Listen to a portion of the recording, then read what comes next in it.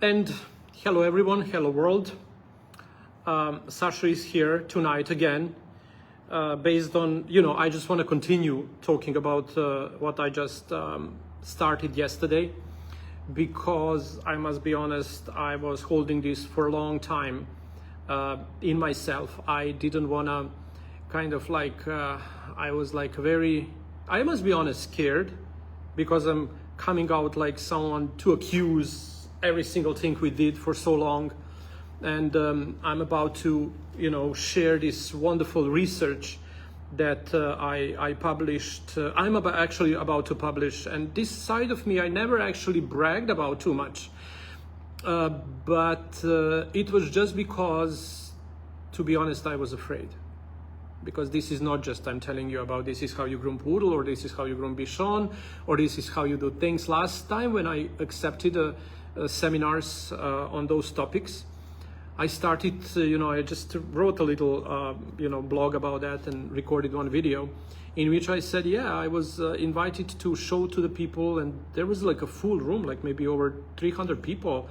And every single one of them was just looking for that instruction, how to do the beautiful style, how to do the poodle top knot, how to do this, how to do that. And I must be honest, somewhere halfway through, I literally had a breakdown. And the breakdown was about what the fuck I'm talking about, because this is complete irrelevance to a world that we are really facing today. The dogs are spiking with their behavior issues on our tables, and we just don't know how to handle that, because the world we created around the dogs is late 90s, 1950s, and nothing changed. The grooming tables, the clippers, the scissors, the cage bangs, the crates, everything is around the physiology of the dogs that no longer exist. And when I, 3 years ago, maybe no, it was like 5 years ago, when I started to get this, my family constellation therapy certification, and the learning curve was like a long-lasting learning environment with one of the best family constellation therapists in the world.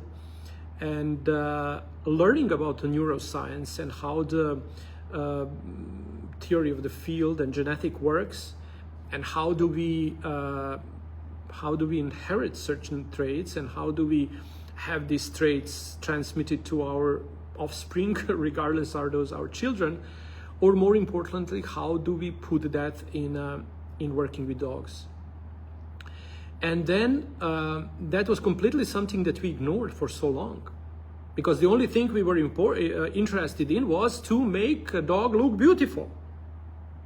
And to be honest, why I didn't came out earlier because of this is I was afraid. And I was rightfully afraid, to be honest, because I wrote one paper, and it's called How the Grooming Contributed to a Fall of the Purebred Dogs, exposing my truth about being a show dog handler for over 25 years and working with the dogs I knew had problems. I knew had even the dogs with the 5 teeth, I was taking them to a show ring, creating a beautiful sculptures from them, and then winning the best in show after best in shows. Those dogs today have maybe 220,000 puppies and offsprings that I contributed raise. Because you know what the excuse was? Well, I did it because I was paid to do that. My job was to know how to hide the faults. And then the judges, well, they just didn't know their job, and they didn't know how to, how to find it, what's wrong. And I created such an illusion with those dogs that it was like really impossible to ignore. And I was literally being best at what I did. And that was my excuse. I'm just best in what I do. But that best had the consequences on the life of the dogs. I'm so eager to work around today. This is my little confession work that I cannot hold anymore for myself only. When I published that paper, I tried to publish it through a couple of big journals in a canine world and in a grooming world. I was rejected left and right. Even got some very nasty messages about like what the heck I'm thinking I am. And the lady, we don't want to do a business with you. And then whatever the reason for not doing the business with me was more important than publishing the paper that can awaken our responsibility. And this little, whatever, my confession was in that paper, it was literally kind of like written in a tone of the scientific evaluation of the modern world. And the abstract was like how I was evaluating, and then sharing my own story, is about how many of us as a professional groomers that are doing their job perfectly are taking dogs that are not supposed to win in the competition world and take them there and make them win because we do our job perfectly. And then what is the result of those dogs later on? Transmuting those traits that we know are, some of them are for disqualification, but the judges that didn't happen to see them. Now we say responsibility of the judge. I did my job properly. They didn't know their job. No. It's our responsibility, both of us. And ones that know have more responsibility to take forward. And after I got that email, like, we don't want to do any business with you, and then no matter what the business reason was, it was actually, to be honest, it was a money-related issue, and then turned to be like an internal issue of ours, in between, like, let's say, two entities, and that prevented paper to see the light of the day. And that's exactly something that shouldn't happen. Because if we all have the best interest of the dog to our heart, our personal relationship shouldn't be in the way to that. Regardless that, in contrast, that relationship, what was the business interaction, what was labeled there as a reason for us not engaging was like nonsense on its own. But I find that as a knockdown to my confession, more than just a business reason to not publish the paper. In contrast, other friends of mine that run very nice and important, blogs, online portals, said that they can publish the paper even though they pretty much don't agree with what I said, because it's not as I explained. Some said like, yeah, it's like that, but who gonna talk about that? It just, story no one talks about. And the other, the contrast also what I gained was like, you do not shit in the how do you say that? Don't bite the mouth that feeds you. Don't bite the mouth that feeds you. The head. Huh? Don't bite the head that feeds you. So I said like, okay, that's true, but again, am I just doing my job, staying silent? So to be honest, to coming forward with this research was like, inside the industry was like tremendously, I was backlash left and right, and I knew that if I need to come forward with this, it's gonna be on my own. So this webinar that we are just about to launch, gonna talk about dog stress, physiology, and professional grooming, and you're gonna be able to see what industry that's built around grooming the dogs in, let's say, 1950s or around, even maybe before, was built around the dogs that no longer exist. We just had a recent paper published by the great scientists evolving from Sweden. I think they were like talking about third wave of the evolution of the dogs, and how many waves in the grooming evolution we had. Like none, zero. Every single thing that we have, every single industry trade that we have, does not evolve around the evolution of the dog. We still do things we did 50 years ago. And when you have someone telling you, oh, this is what I did, like I'm doing this and I'm 50 years and I'm 30 years and things like that. Yeah, that's the whole point of the problem. We cannot maintain that environment in the modern world, especially next to a modern dogs. Physiology of the modern, because the behavior of the dogs that we have on a table is so fragile, and the stress responses that they are picking up those kind of like through their six senses, like all five that we have. But the dogs are very much in tune with this relationship to our emotional state of being. And then the grooming industry by default is in a people with a very sensitive emotional field, in which sense they kind of like are contributing to that anxiety of the dogs, because we are anxious on its own. So we are anxious, the dog becomes next to our anxious, and then we become more anxious because dogs are anxious. And that's like a circle that you do not cut until you do not understand the neuroscience and how it works. We can blame genetic, we can blame the breeding, we can blame the owners, we can blame everyone we can blame, but down the road, those will be dogs entering our shops. Those will be dogs, for no matter what reason, those puppies are already out there. Those puppies are already born. Those puppies are already gonna find their way to homes, and those dogs are gonna end up on our tables. And I just don't want to be so pessimistic.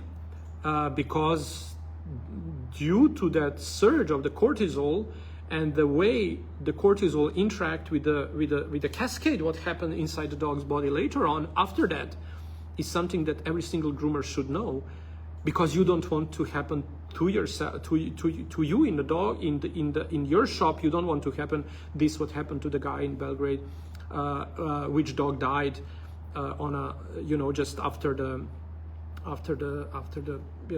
day after, like entire day, that suffocation was taking time, and then on the end the little puppy died drowning in their own blood, and that was caused by the spike of the cortisol, the spike of the glucose in the blood, high blood pressure, and everything that brought that poor dog to die. And that was like a final puzzle that I couldn't ignore anymore. And I said, like, all of these that I know should go public and live as much as possible, as fast as possible, because what we have, sorry. Okay, come back. Okay, it's not coming back. Okay, we'll come back maybe like this. I need to switch the, nothing is helping me get this message out. Just 1 second. Okay, there I am. Now rotate yourself. So stay like this. No? Oh, rotate it. Wait. Rotate. Just 1 second. I'm sorry. Okay, there I am. 1 second. I'm sorry. Rotate your phone. Okay, will you stay? Gimbal.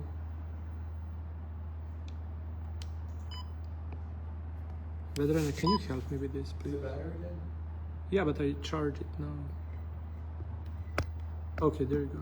Press the trigger at the bottom. Behind there's a trigger to reset it. Okay, there you go. It works now, stays. So I said, I'm myself. You can follow my institute, my Pure Land Harmony Institute page that I occasionally publish my patents and publish my publications and publish my work, my papers, my articles that no one else want to publish from this world. And a couple of them are peer-reviewed and published in the scientific journals. And my intention is actually to keep bringing this to a scientific community more and more and more, because the groomers has a story to share, and groomers has knowledge that need to be shared. And we are the ones that understand the dogs in 360 environment, because outside the groomer, the only maybe that knows the dog as we know would be a owner itself. Everyone else is just knows bits and pieces, vets included, because we are able to see the dog in their best and in their worst. And the grooming environment is something that can bring out from the dog their best and their worst. And that's where we need to, unite and make industry, scientific industry out from this, not to be some, you can never fail so low in your life not to become a dog groomer, or it's not no. This industry, this field in a canine world need to come on a forefront. We need to fight for this, to reinvent the wheel, to reinvent the industry, to try to find a way and build it on a science, because now we have science. Maybe that word is, too much lost its credibility after the COVID and during the COVID, whatever. And you can always turn and tweak the science the way you want. But the data and us united on that front can bring this industry and the knowledge that this industry has about the dog-human relationship in the forefront of our success and support to each other, rather than just, and this industry of us thinking it's dead. The way we know it, it's dead. It's sad for me to see how I have this school now and a platform to teach people how to groom dogs, and all the things I'm telling them is, this is not what you need. This is not what you need. This is what your clients don't want. The angles, the shapes, the beautiful, pretty faces and everything else. No, it's a past tense, right? It's a past tense. What the people want is emotional understanding on their dogs. And emotional work is a holistic way to approach the grooming from 360 environment. And the coat care is just a little part of it. We won't be replaced with the artificial intelligence, the groomers, but we will be replaced by the owners. And this industry gravitates towards the consulting space, in which we're going to teach people how to do it themselves, because that would be the safest for the dog, safest for us. Or we need to reinvent the industry completely from scratch to create an environment in which the dog with a high reactivity going to be welcomed and not react the way they do react now. The dogs learn through the later learning. So if you have one dog that accompanies the stress in your shop, and you have 5 dogs in the shop as well, what you are actually contributing to is that the 5 dog or 4 dog can learn getting a trauma away from this one that has a problem. And the next time when all of these 4 will come back, they're gonna bring the memory of their classmate or the grooming shopmate from last time, and this later learning imprint in their physiology and the brain, they're going to bring it as an experience, because the dogs are fast learners and they learn from the environment much more than we can teach them.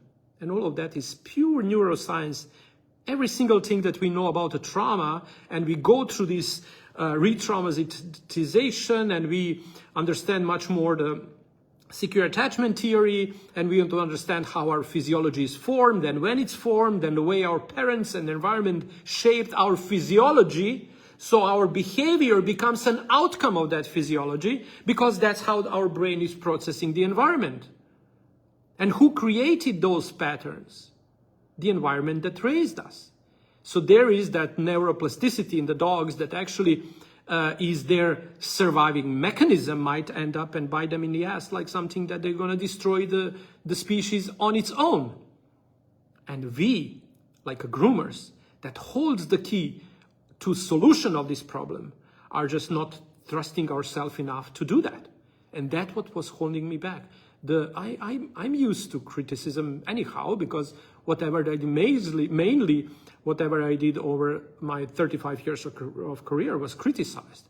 But this one I was not able to face, because this one was actually going against every single thing that I did over these 35 years that built the industry I want to rip apart now and be part of the new change and evolution to start again from the scratch. It's not again reinventing the wheel. It's building the industry on the premises that were never considered in the grooming world, in the dog grooming world, because we know much about the trauma, We know much about the brain. We know much about the cortisol. We know much about how the cortisol infuses the immune system and blood pressure and everything else.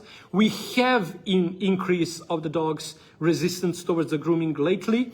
We do have a much more dogs incident reported and insurance claimed, and because of that, insurance policies are climbing up because we do claim more on what's going on with the dogs in the shops. And that shouldn't be like that, because once you understand the canine physiology, how the brain operates, it's ours to create an environment not to stress that animal. We can always override it with a force, and the brain won't resist the force because the flight and fight mode gonna freeze the dog in a time. But I saw in so many cases this break on the table. The dogs are dying, and this final puppy that I saw die with a friend of mine that was a groomer, the former student of mine. He was on the academy for a while, and then we were working together, and then we split apart. But this was a hard way to reconnect over this story. But he was right when he said, like, everything I did was a standard industry practice. And it was. Unfortunately, it was. And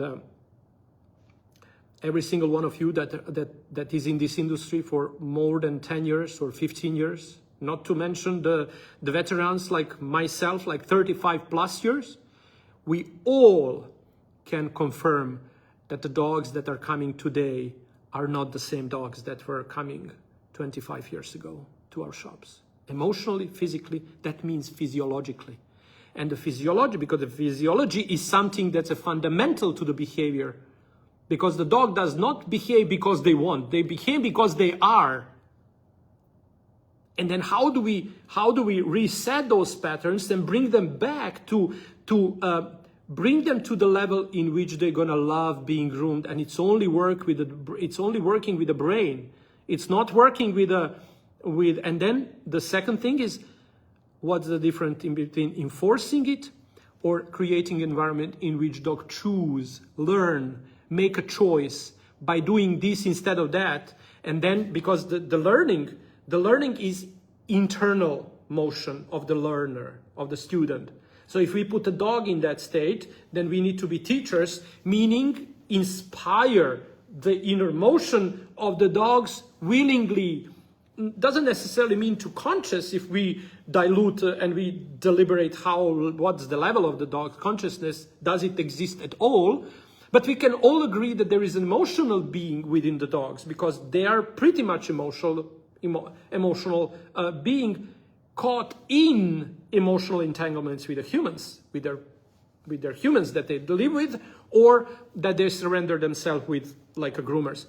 And then from that end, every single thing that's not an inner force or the movement need to be enforced, either through forceful force, like training methods that are used and kind of like justified, the shock collar, prong collar, this collar, that collar, and positive reinforcement. That's actually not positive at all, because we are just calling it giving the dog the reward when they do something that we want, but actually that's not how it goes. It's actually withholding the reward if the dog doesn't do something what we want. That means, again, impact on the dog is a trauma, but it's not as much as strong trauma as creating a force through the fear, right?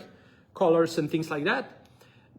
So that forceful trauma can be short and intense, so the brain remembers it immediately. But also the problem of that is very easily it can be transformed to a lot of things and misused.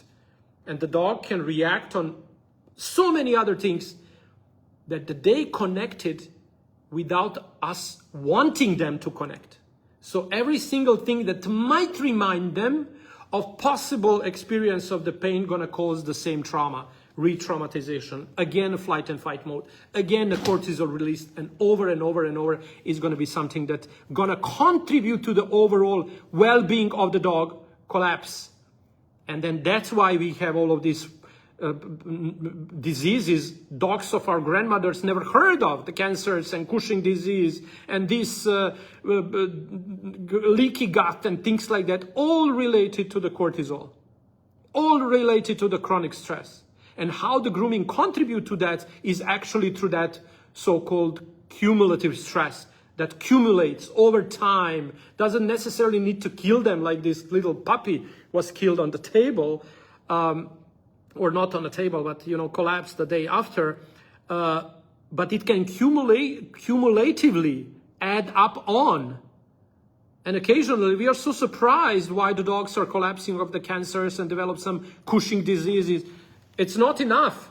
All the you know, stress that they are going over with their owners at home. Neither we are good teachers to them. Owners doesn't trust us.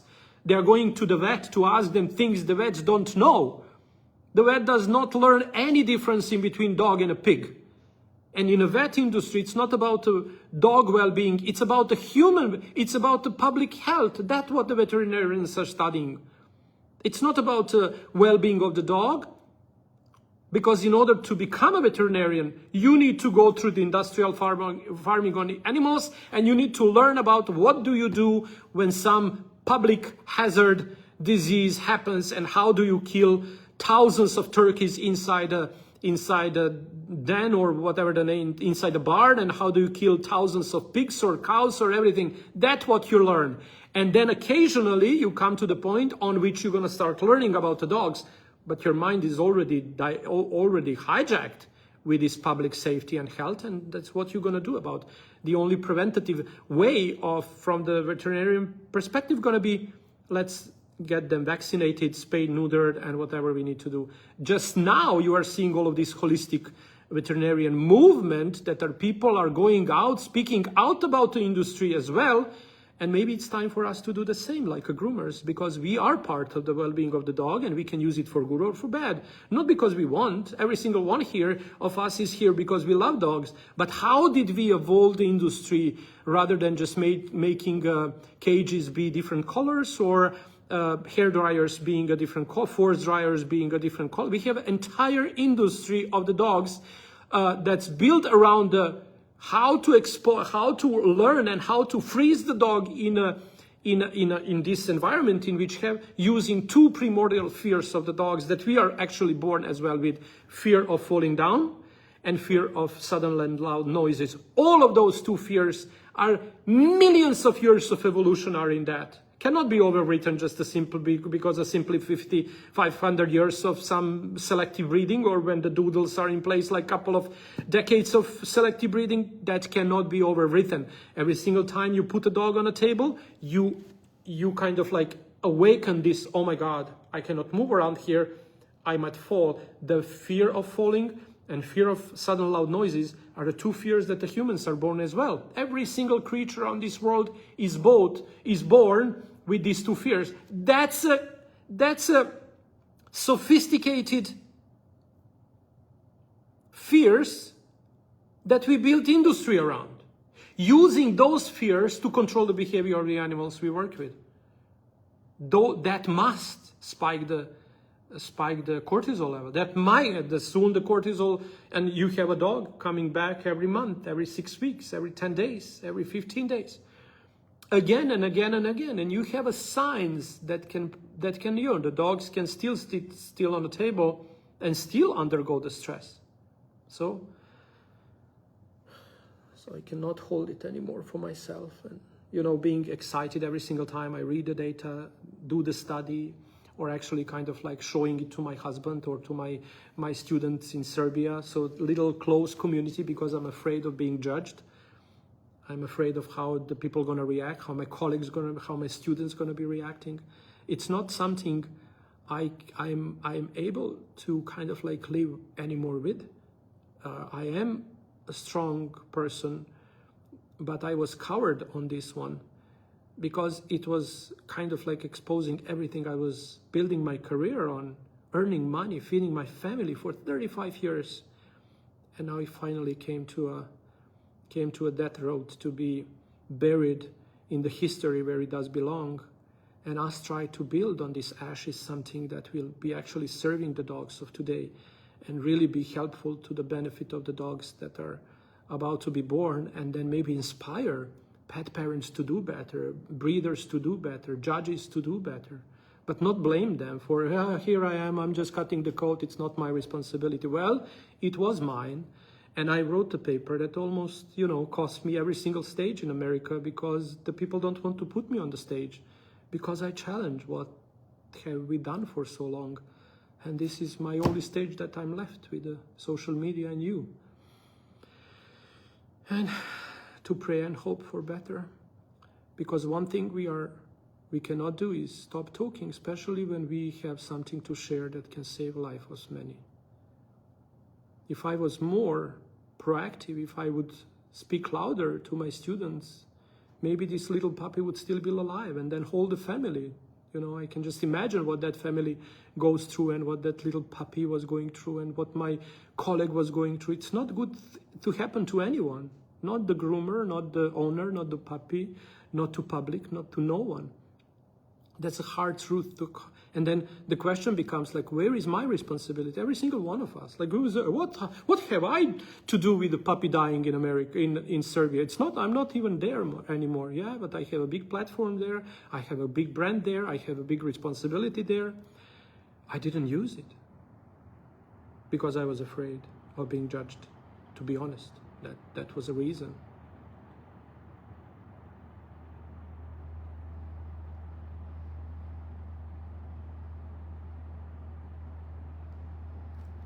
Well, there is no way back. You have my upcoming webinar, dog stress physiology in professional dog grooming, that's coming up next week, Monday at 7 Central Time. I'm gonna have it next week after. Also will be Monday 7 p.m. but Australian time. That will be probably catchable in New Zealand as well. So I'm gonna be mindful this time to be very kind to a market and the people and the friends of mine that were very kind to my career during my time of my rise. So I'm gonna start with this one, but I promise I'm gonna keep going with this because I have like 3 very big papers to publish. Some of them going to be articles, some of them going to be published in the journal, like scientific journals, because I want to bring, and I invite every single one of you that has something to share to reach out to Pure Love and Harmony Institute and try to find a way to bring the science of the pet care up and running, so we do not be in a shadow anymore, and open and share with the world knowledge we have. Thank you. Thank you so much. And then, let's see what comes up from every single thing of this. I love you so much and thank you for your support. Bye.